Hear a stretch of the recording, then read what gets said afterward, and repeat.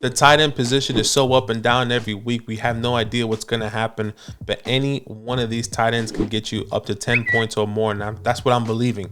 I'm bringing you my confident top 5 this week, 5 tight ends that you should be starting, and 1 that I am sitting this week going into week 9. Reminders, teams on buys: Browns, Cowboys, Broncos, Giants, Steelers, 49ers. So definitely take those guys out of your lineup. And my first start of the week, my first tight end start of the week is Evan Ingram versus the Las Vegas Raiders. The Raiders currently give the 3rd most fantasy points to the running back position.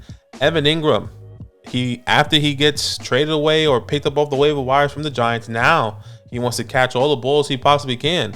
Why? No idea, because we've been throwing the ball to him all wide open all the time. Now he's making all these acrobatic catches, these toe taps and grabs. What is happening? Anyways, he's doing good right now, so you can't hate on the guy. This past week against the Denver Broncos, caught 4 out of 6, over 15 fantasy points and a touchdown. He's been doing his thing. Week 7, caught 4 out of 7, over 10 fantasy points versus the Giants. Look, he's kind of getting a really good even 7 to 12 points right now. That's what he's averaging in fantasy points. And I think versus the Raiders, who have been struggling tremendously, are going to give him a lot of fantasy points. So I'm going to be starting Evan Ingram with confidence going into week 9. My second start tight end of this week is Gerald Everett versus the Atlanta Falcons. The Falcons currently give the 4th most fantasy points to the tight end position. This past week, Gerald Everett caught 5 out of 9, over 11 fantasy points. In week 7, he just had a bye. He's coming off a bye. Now he's playing the Atlanta Falcons. The Atlanta Falcons are just terrible at defense. What we do know is that Mike Williams is going to be missing a significant amount of time, which means Gerald Everett should be seeing a good uptick in production, just like we saw when Keenan Allen was out. There's going to be another person. There has to be another person that has to contribute. Yes, it might be Josh Palmer, but so far Justin Herbert kind of like to distribute the ball.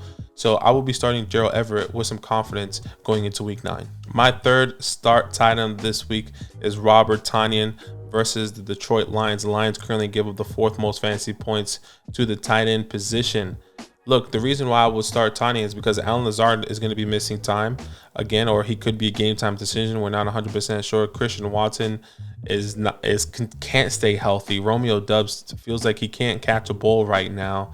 The only 2 people that are catching balls is Aaron Jones and Robert Tonyan. This past week, Robert Tonyan against the Buffalo Bills caught 5 out of 6 for only 8 fantasy points, so it has been amazing.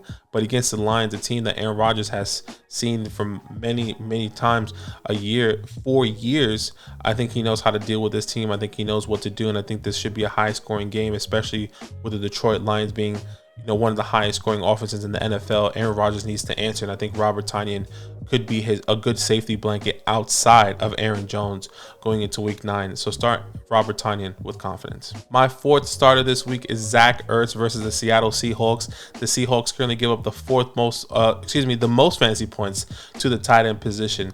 This past week against the Minnesota Vikings in week 8, caught 4 out of 5 targets and a touchdown for over 13 fantasy points. Zach Ertz has only had 1 game under 10 fantasy points, and that was in week 7 versus the New Orleans Saints. He's going to pick right where he left off. He's going to continue here with the Seattle Seahawks. In my personal opinion, this is a home game as well. And obviously, Marquise Hollywood Brown is continuing to miss time. And Zach Ertz is a good safety blanket for Kyler Murray. So I will be starting Zach Ertz with confidence going into week 9. I do have a bonus for you. So I have 5 start tight ends. Usually we do 4. So I'm giving you an extra guy this week.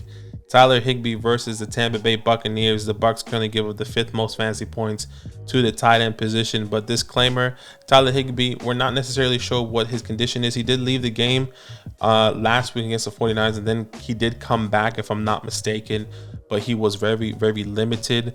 But if Tyler Higbee does play in week 9 against the Tampa Bay Buccaneers, he could be a good start. Once again, the Tampa Bay Buccaneers give the 5th most fantasy points to the tight end position. You saw what Mark Andrews did with Isaiah Likely, scoring a touchdown, having over 19 fantasy points. He finished tight end 2 on the week so far, right?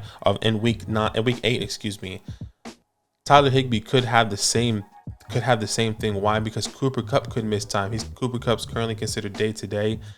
All the reports saying that he is going to play in week 9, but it is early as I'm recording this. But anything can happen throughout practice, throughout the week. So keep that in mind. Same thing with Tyler Higbee. He could be up and down, or he could be a game time decision. But if he does play, I will be starting him with confidence because once again, the Bucks give up the 5th most fantasy points to the tight end position. So start him with confidence. My only sit tight end of this week is Tyler Conklin versus the Buffalo Bills. The Buffalo Bills currently give the 12th least amount of fantasy points to the tight end position. Tyler Conklin finished as tight end 1 in week 8. Let me tell you something. I can guarantee that's not going to happen again this week. I feel like I can guarantee that he's not going to get more than 8 points because this Buffalo Bills defense is legit, right? I'm going to be really surprised if this team even scores because I can't picture Zach Wilson scoring on such a great, playoff Super Bowl contending defense. I just can't see. I'll be really surprised if he does. Kudos to him, but I don't see Tyler Conklin contributing in any way. Well, contributing in a fantasy perspective tremendously in any way, right? So if they do score, if he does get amount of points, fantastic. But I will be sitting Tyler Conklin going into week 9 against the Buffalo Bills. Guys, as always, I like to say there's still time. All you have to do is make a trade. All you have to do is hit the waiver wires. All you have to do is just do everything you can to turn your team around.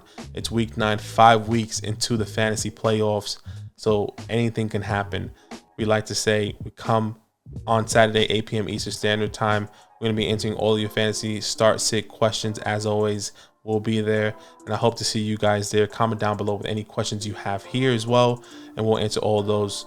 And good luck in week 9. Yo, what's good? Thanks for watching. We got a lot more videos. A lot more. If you want more videos, watch it. You can also subscribe right now if you want to. You need to. And lastly, don't forget that you can sign up to support the show and get exclusive content by going to patreon.com/FantasyLand fam.